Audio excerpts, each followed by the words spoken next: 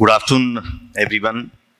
First of all, I thank Government of Rajasthan and uh, Elets for giving me this opportunity to share my thoughts in front of the August gathering here. My session was pre-lunch and I was happy because pre-lunch sessions are much easier to handle, and post-lunch sessions are difficult because you have to keep the participants engaged. But since you've given a very sumptuous lunch, I think I'll have a difficult time. Thank you, Pathak sir. Thank you very much for giving me this opportunity. Uh, in brief, first I'll tell about the state excise department in Maharashtra. We are the third largest contributor of revenue to the state government. The first is the GST, second is the stamps and registration, and state excise contributes the third share in the revenue. Last year, we had contributed 21,500 crores, which was excluding the sales tax. We levy sales tax separately. So if you calculate 60% of this comes to sales tax. So if you calculate that, then around 33,000 crores revenue was from the state excise department. And this year the target is 25,200 crores. In the brief, for the people from corporate, excise is a state subject, and the state government is empowered to levy and collect state excise duties. The directive principles actually state that we should prohibit intoxicating drinks, and Maharashtra has adopted a policy of prohibition, but we have made some relaxations since 1973. So the basic policy of the government is minimum consumption and maximum revenue. The taxes are increased so as to desist people from consuming liquor. The shops in Maharashtra, the wine shops that we popularly call as the FL3 shops, were allotted in 1973. The CL3, that is the country liquor shops, were also allotted in 1973. After that, there have been no new shops in Maharashtra. So the numbers are restricted to the FL3, that is the wine shops, are restricted to 1,700, and the country liquor shops are restricted to 4,500. After that, the government has restrained from allotting new shops to the areas. Policy over the years has been basically controlling and regulation through licensing and quotas. From 97, we have ad valorem duty structure. Basically, it depends on the manufacturing cost of the liquor. There are no monopolistic markets, and we have a force of around 4,000 people. So around 3,600 are uniform service people in that, and there are extensive manual checks and balances. Basically, the registers are so big that in Marathi we call them chatai register, that is carpet register, because you have to lay it down on the ground to fill it up. But now we have started bringing all those registers online. There are thorough controls and procedures are there. The biggest threat is from the bordering states, basically, which have lower excise duties and the prices of liquor, which are less in some states. So there is a tendency to smuggle in the liquor from those states where the duties are very less. And the entire machinery basically gets engaged into finding out such smuggled goods, as well as control on the illicit liquor that is produced in the villages, or which is called, in Marathi, it is called Hatbatti. In different states, there may be different names to that. Basically, just in a lighter vein, I would say that we've been able to collect 21,200 crores this year, which is almost 25% more than the last year. And in fact, during COVID, we had expected that the revenue may go down, but in fact, in COVID also, we had a stable revenue. And I think the people have between, sir, आप बोल रहे थे कर और कर जो हाथ है और ड्यूटी मतलब कर्तव्य, तो लोग शायद कर्तव्य समझ के स्टेट के लिए ये कंट्रीब्यूट करते हैं. So that is why the revenue increases every year. In right to services, presently we have around 65 services that we offer online. But now in next 3 months, we may take those services to 155 services which will be online. Licensing is also online. Label permissions, everything we have done, that is labels are also approved online.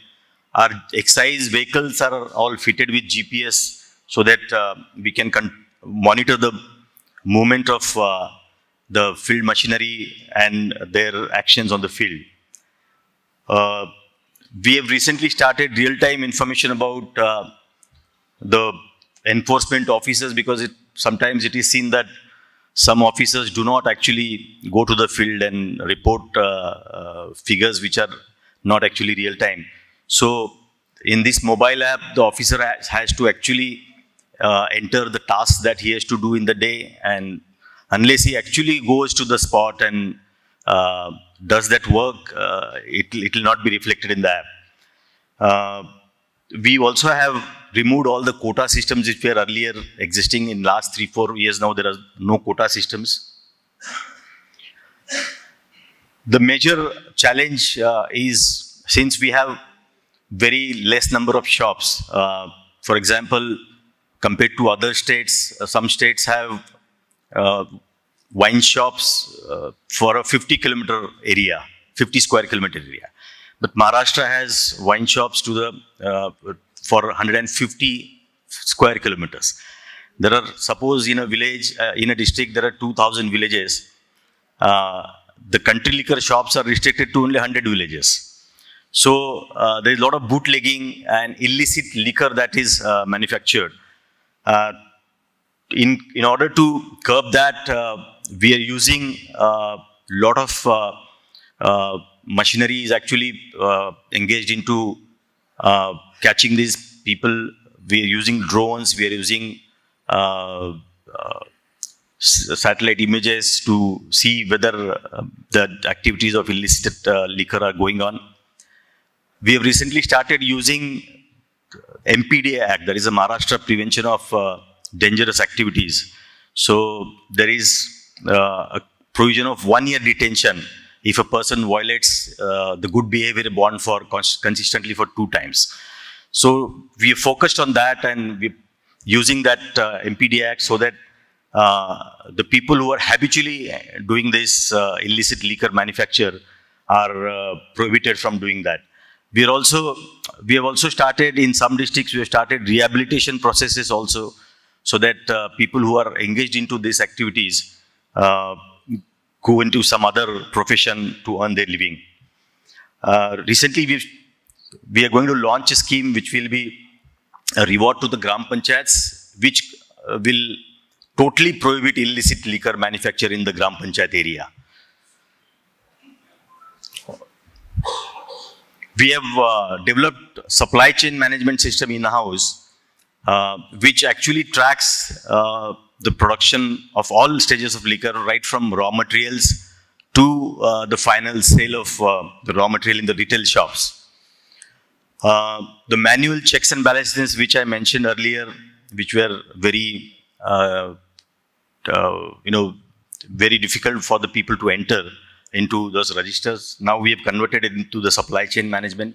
So our officers can easily monitor, supervise the stocks in FL3, the quota released from the FL1 shops, the movement of the spirit from the distilleries to the factories, the movement of molasses. So everything is now captured in the supply chain management, and it's real time, and it has resulted into effective control over the leakages that used to take place in this sector. We proposed some new technological innovations which will be adopted in the recent future, near future. Limited points will be monitoring, especially the distilleries and also the manufactories, that is PLLs. So there will be total monitoring by the CCTV surveillance. There will be a command and control center at the Excise Commissioner's office, which will monitor the entire operations of these PLL units and country liquor manufacturing units. We'll also employ the radar-based system for measuring liquid contents. Now, most of the distilleries which have spirits manufacturing, so there are a lot of malpractices observed, which result into a lot of loss of revenue to the government. So that also will be monitoring through our radar-based systems. There'll be automatic number plate recognition ability in CCTV cameras. Movement of goods will be monitored with GPS-based locks. So the DG locks will be installed on all the spirit trucks that move from the distilleries to the factories. And when they go to the point of delivery, then only they'll be, the DigiLock will be released and they'll be able to supply the spirit.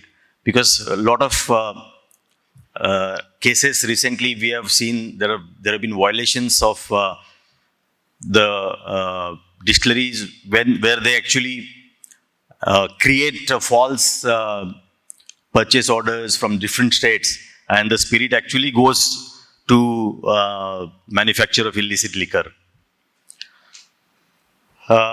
We also are envisaging, integrated excise management system with a superior technology. Some states have adopted a track and trace system. So Maharashtra is also going to adopt the track and trace system, where the entire stages of manufacture will be monitored, and the consumer will be able to check whether the bottle is authentic or not. So that system is planned in the near future.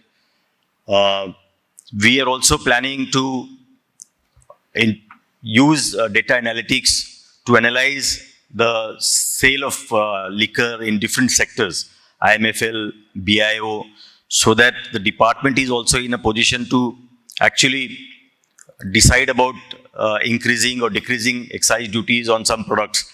Like last year, when we decreased the duties of duty on BIO from 300% to 150%, actually the sales have gone from 23 crore liters to 75 crore liters, and even the duty also has gone up. So the data analytics will help us to keep analyzing different sectors and the effect of changing of duty on those different sectors. We are also thinking of monetizing the data, because many PLLs and companies, they approach us to provide us the data so that the companies can revise or devise their own strategies of production. So that also will be possible once we do this track and trace system. So we'll be able to monetize the data also. So these are some of the initiatives that our state has taken, and excise duty being a very, very important source of revenue. We are trying to involve all the stakeholders, right from the PLLs and the country liquor manufacturers and the distilleries, to get their suggestions to improve the tax structures as well as the ease of doing business. And constant interactions with these stakeholders are definitely helping us to change our strategies or change our procedures or processes. This is all that I I would like to say I was given a very short time of 15 minutes. I think I've finished in exactly 15 minutes. Thank you. If you have any questions, you may ask, please. Yes, please.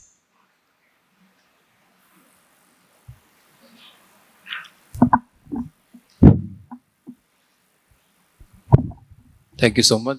I just want to ask about the allotment of shops in the Maharashtra. So, are you the regular online, or it's a one time, or it's a renewal? So, like in Rajasthan, we have an online auction system. But and the second one is the radar-based system you mentioned in the manufacturing units. So, what that system is exactly, how it is being used for the management of the manufacturing unit. The answer to the first question is we do not auction the shops every year. All those shops which are allotted in 1973, they still continue. There is a renewal procedure every year. If some of them do not renew, then the license gets surrendered. If they have some disputes, then the license remains in abeyance, but there is no auction system. Second is radar-based system, which I was mentioning, is basically, you may be aware that there are distillery tanks in the distilleries, the spirit tanks. So there are systems which will, be able, by which we'll be able to monitor the quantity of spirit in that, the percentage of alcohol, everything in the command and control center. Because major malpractices, they happen, although some of our officers are posted there, sometimes malpractices do take place there. So just very quick, for the renewal, so you fix some percentage for the renewal, or how it operates in the renewal system? No, for different, like for FL3 shops, that is wine shops, we call it FL3.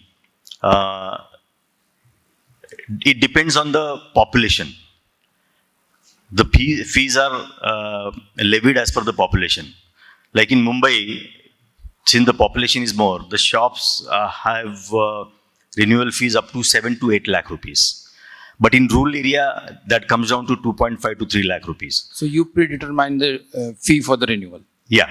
Oh. So actually, we keep on revising the renewal fees. Almost every year, we revise the fees by 10%. And if he's willing, or then he can come for the renewal. Otherwise, he can quit the shop, and then it will be sent to. It will be. If it doesn't renew, then the license gets. It's no more in use. Then it will be auction, or what will be?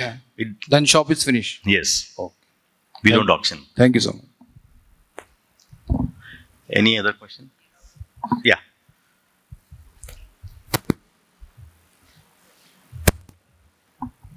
Sir नमस्कार।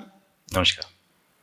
श्रीमान ने अभी फरमाया कि आपकी जो enforcement agency है वो किस तरह से काम करती है, मैं ये जानना चाह रहा था। हमारे स्टेट में जवान जो कांस्टेबल हैं, कांस्टेबल के ऊपर एक सब इंस्पेक्टर होता है, उसके ऊपर इंस्पेक्टर होते हैं, उसके ऊपर एक डिप्टी सुपरिटेंडेंट, और जिले के लिए, पूरे डिस्ट्रिक्ट के लिए सुपरिटेंडेंट ऑफ एक्साइज का पोस्ट रहता है। So the inspectors are allotted area. उनका एरिया सुपरिटेंडेंट ने डिवाइड किया रहता है, उसके अंदर कुछ सब इंस्पेक्टर्स और जवान रहते हैं, कांस्टेबल्स रहते हैं। तो बेसिकली वो एरिया में इलिसिट लिकर की मतलब हॉटस्पॉट कहाँ है, उसकी पूरी हमने जो सर्वे करके रखा है। तो वो हॉटस्पॉट के ऊपर रेड करना। दूसरा, जो बाहर से दारू आती है, स्पेशली हमारे इधर गोवा की दारू बहुत सस्ती है, तो ज़्यादा करके गोवा से आती है। तो उसके ऊपर हमारे स्टेट लेवल एक फ्लाइंग स्क्वाड है, जो महाराष्ट्र फ्लाइंग स्क्वाड बोलते हैं हम उसको, और हर एक जिले में भी एक फ्लाइंग स्क्वाड है, जो सुपरिटेंडेंट के अंडर एक फ्लाइंग स्क्वाड होता है, और डिवीजन के लिए हमारे यहाँ उपायुक्त की, डिप्टी कमिश्नर की पोस्ट है, तो उसका भी एक फ्लाइंग स्क्वाड रहता है। So the flying squads actually operate on the basis of information. तो इन्फॉर्मेंट हमारे हैं, उनके लिए रिवॉर्ड सिस्टम भी है, जो इन्फॉर्मर जैसे पुलिस में होता है वैसे हमारी भी इन्फॉर्मर सिस्टम है, उसको रिवॉर्ड सिस्टम भी देते हैं हम, हमारे लोगों को भी रिवॉर्ड सिस्टम है। तो flying squads basically are focusing on the liquor coming from other states, and जो inspector sub inspector posted in जो एरिया में रहते हैं, they focus on control of illicit liquor. और जो FL3 शॉप्स का इंस्पेक्शन है वो भी इंस्पेक्टर ही करेगा. जो FL3 शॉप्स है, कंट्री लिकर शॉप्स का इंस्पेक्शन है, साल भर में 1-2 बार जो विजिट्स रहता है. कई जगह MRP वायलेशन के भी होते हैं. मतलब सपोज कंट्री लिकर का प्राइस हमने 75 रुपीज़ का रखा है, तो उसमें कुछ शॉप्स 85 रुपीज़ चार्ज करते हैं, that is called MRP violation. उसमें भी हमारा जो फील्ड मशीनरी वो काम करते हैं. Thank you sir. सर एक क्वेश्चन और था कि ये जो प्रिवेंटिव फोर्स है सर, आपकी वहाँ लोकल पुलिस से आप लेते हैं, आपका खुद का स्ट्रक्चर है सर एक्साइज डिपार्टमेंट में? हमारा खुद का है, आर्म्ड फोर्स है हमारा खुद का फोर्स है एक्साइज का. और वो एक्साइज इंस्पेक्टर, 2 रेवेन्यू एडमिनिस्ट्रेशन इससे अलग अलग नहीं, एक ही विंग है पूरी सर, जो 7 इंस्पेक्टर के साथ कोऑर्डिनेट करती है, सिपाही वगैरह सारा रिपोर्ट रिसीव करते हैं? हाँ, इंस्पेक्टर ऑफ एक्साइज को. ठीक है, ठीक. या बट जहां मेजर कार्रवाई होती है, सपोज कई जगह बहुत बड़ा अभी इलिसिट का कुछ इंफॉर्मेशन है, तो कलेक्टर, हमारे यहाँ जो जिलाधिकारी है, जो कलेक्टर है, district magistrate, he is in-charge of excise department at the district level. काफी स्टेट में वैसे ही है. तो collector will order the SP police, superintendent of police, to coordinate with superintendent of excise. तो कई बड़े एक्शन जो है वो पुलिस और एक्साइज मिलके करते हैं, बट मेजर एक्शन जो है एक्साइज डिपार्टमेंट करता है. Thank you. तो सर आपकी जो मतलब ओवरऑल जो डिस्ट्रिक्ट का इंचार्ज है वो DM है जस्ट? हाँ, डिस्ट्रिक्ट मैजिस्ट्रेट. Yes. उसके अंडर, उसके सुपरविजन में सुपरिटेंडेंट ऑफ एक्साइज काम करता है. फिर जो डिस्ट्रिक्ट की जो अथॉरिटी है वो एक्साइज कमिश्नर को रिपोर्ट करेगी या डिविजनल कमिश्नर को करेगी सर? एक्साइज कमिश्नर को. सर हमारे स्टेट में कलेक्टर्स के लिए देयर आर 2 एपलेट अथॉरिटीज, एक डिविजनल कमिश्नर है और एक एक्साइज कमिश्नर है. Yes sir. So all the appeals of collectors, जो कलेक्टर डिसीजन लेते हैं उसके अपील सारे एक्साइज कमिश्नर के पास आते हैं. Yes sir. Thank you sir. Thank you.